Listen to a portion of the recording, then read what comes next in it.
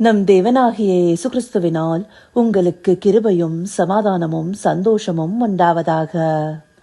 இன்றைக்கு தேவனுடைய ஊழியக்காரர் குறித்து நாம பார்க்கவிருக்கிற வேத பகுதி வெளிப்படுத்தின விசேஷம் 1 அதிகாரம் வசனம் 1. Revelation chapter 1 verse 1. சீக்கிரத்தில் சம்பவிக்க வேண்டியவர்களை தம்முடைய ஊழியக்காரருக்கு காண்பிக்கும் பொருட்டு தேவன் இயேசு கிறிஸ்துவுக்கு ஒப்புவித்ததும், இவர் தம்முடைய தூதனை அனுப்பி தம்முடைய ஊழியக்காரனாகிய யோவானுக்கு வெளிப்படுத்தினதுமான விசேஷம். இந்த வசனத்துல குறிப்பா நாம என்ன பார்க்க போறோம்னா, ஆரம்பத்துல சீக்கிரத்துல நடக்க வேண்டிய காரியங்களை தன்னுடைய ஊழியக்காரருக்கு காண்பிக்கும் பொருட்டுன்னு சொல்லப்பட்டிருக்கு இல்லையா, அதுவும் அதே போல நிறைவு பகுதியில தம்முடைய ஊழியக்காரனாகிய யோவானுக்கு வெளிப்படுத்தினதுமான விசேஷம். இந்த வார்த்தைகள்ல இருந்து நாம என்ன தெரிந்து கொள்ள முடியுது? தேவன் தம்முடைய ஊழியக்காரருக்கு நடக்க போகிற விஷயங்களை காண்பிக்கிறதும் தேவ ரகசியங்களை வெளிப்படுத்துகிறதுமா இருக்காரு. இது இந்த பகுதியில மாத்திரம் இல்ல, வெளிப்படுத்தின விசேஷம் 22 அதிகாரம் 6வது வசனத்திலையும், பின்பு அவர் என்னை நோக்கி, இந்த வசனங்கள் உண்மையும் சத்தியமுமானவைகள், சீக்கிரமாய் சம்பவிக்க வேண்டியவர்களை தம்முடைய ஊழியக்காரருக்கு காண்பிக்கும் பொருட்டு பரிசுத்த தீர்க்கதரிசியின் கர்த்தராகிய தேவனானவர் தம்முடைய தூதனை அனுப்பினார். இந்த வசனத்திலையும் சீக்கிரமா சம்பவிக்க வேண்டியவர்களை தம்முடைய ஊழியக்காரருக்கு காண்பிக்கும் போட்டுன்னு சொல்லப்பட்டிருக்கு. அப்படியாக வரப்போகிற காரியங்களை குறித்து ஊழியக்காரருக்கு தேவன் வெளிப்படுத்துகிறவராக இருக்கிறாரு. அப்படி தேவ சித்தத்திற்காக பிரித்தெடுக்கப்பட்டு அதையே செய்து முடிக்கிற ஊழியக்காரர்களுக்கு தேவன் வரப்போகிற காரியங்களை வெளிப்படுத்துகிறவராக இருக்கிறாரு. கர்த்தராகிய ஆண்டவர் தீர்க்கதரிசியாகிய தம்முடைய ஊழியக்காரருக்கு தமது ரகசியத்தை வெளிப்படுத்தாமல் ஒரு காரியத்தையும் செய்யார்னு சொல்லி ஆமோஸ் 3வது அதிகாரம் 7வது வசனத்துல கூட கொடுக்கப்பட்டிருக்கு. அப்படியாக அந்த நாட்கள்லயும் தம்முடைய தீர்க்கதரிசிகளுக்கு முதலாவதாக காரியங்களை வெளிப்படுத்துகிறவரா இருக்கிறாரு. பழைய ஏற்பாடு புஸ்தகங்கள்ல எந்த தீர்க்கதரிசியை எடுத்துக்கொண்டோமே ஆனாலும் அவர்கள் மூலமாகவே காரியங்களை தேவன் வெளிப்படுத்துகிறவராக இருக்கிறாரு. அப்போ நடக்க போகிற காரியங்களை குறித்து முதலாவதாக தேவன் தன்னுடைய தீர்க்கதரிசிகளுக்கு எல்லாவற்றையும் வெளிப்படுத்துகிறவராக இருக்கிறாரு. இங்க திவ்ய வாசகனாகிய யோவானுக்கு வரப்போகிற காரியங்களை குறித்து தரிசனமாக காண்பிக்கிறாரு. இதே போலதான் பழைய ஏற்பாட்டு புஸ்தகங்கள்ல தானியேலுக்கு கடைசி நாட்கள்ல சம்பவிக்க போகிற காரியங்களை தரிசனமாக வெளிப்படுத்தினாரு. ஆனா அன்றைக்கு அதை முத்திரை போட சொன்னாரு.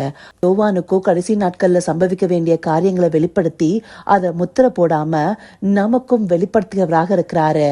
அதை நாம புரிந்து கொள்வதற்கு தேவ சித்தத்தை செய்து முடிக்கிற நல்ல ஊழியக்காரராக இருக்கணும். அப்படியா இருக்கும்போது தேவன் தம்முடைய காரியங்களை வெளிப்படுத்துகிறவராக இருக்கிறாரு. பவுல் அப்போஸ்தலர் போன்ற ஊழியர்களுக்கும் தேவன் தேவ ரகசியத்தை வெளிப்படுத்தி இருக்கிறாருங்கிறத பல்வேறு வசனங்கள்ல சொல்லியிருக்கிறாங்க.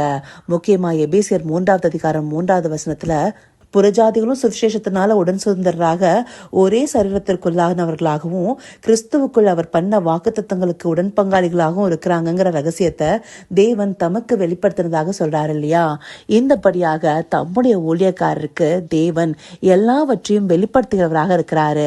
அது தம்முடைய வார்த்தைகள் மூலமாக, தரிசனத்தின் மூலமாக, அதே போல பரிசுத்த ஆவியானவர் மூலமாகவும் வெளிப்படுத்துறாரு. யோவான் 16வது அதிகாரம் 13வது வசனத்துல, சத்திய ஆவியாகிய அவர் வரும்போது சகல சத்தியத்திற்குள்ளும் நம்மளை நடத்துறது மாத்திரம் இல்லாம கடைசியா என்ன சொல்லியிருக்காங்க, வரப்போகிற காரியங்களை குறித்தும் நமக்கு சொல்லுவார்ன்றத சொல்லியிருக்காங்க இல்லையா. அப்படியாக வரப்போகிற காரியங்களை தம்முடைய ஊழியக்காரருக்கு உணர்த்துவிக்க பரிசுத்த ஆவியானவரையும் தந்தர்லிருக்கிறாரு.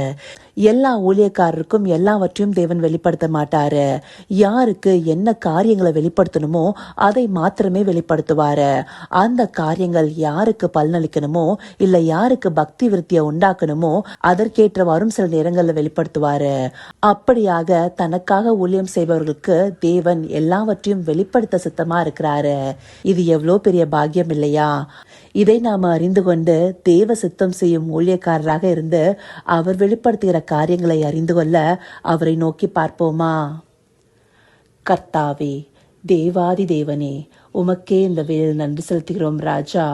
அப்பா, நடக்க போகிற காரியங்களை உம்முடைய ஊழியக்காரருக்கு வெளிப்படுத்த சித்தமா இருக்கும் தேவனே, உமக்கே நன்றி செலுத்துகிறோம் ராஜா. அப்படியாய் தேவரீர் உம்முடைய ஊழியக்காரருக்கு வெளிப்படுத்தாம ஒரு காரியத்தையும் செய்ய மாட்டீங்கிறத உம்முடைய வசனத்தின் மூலமாக காண்பிச்சிருக்கீங்க தகப்பனே.